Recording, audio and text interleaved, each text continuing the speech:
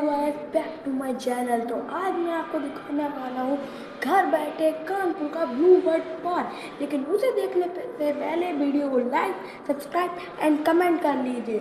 मैं सही बता रहा हूँ, झूठ नहीं बोल रहा हूँ। अभी आपको लग रहा होगा कि मैं तो घर में हूँ, तो मैं आपको अपना कानपुर का ब्लू बर्ड कैसे दिखाऊंगा।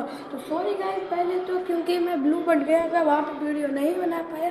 इसके बाद मैं घर पे आया हूँ, घर पे वो वीडियो को एडिट करके मैं आपके पास डाल दूंगा। तो चलिए मैं आपको दिखाता हूँ कानपुर का ब्लू बर्ड।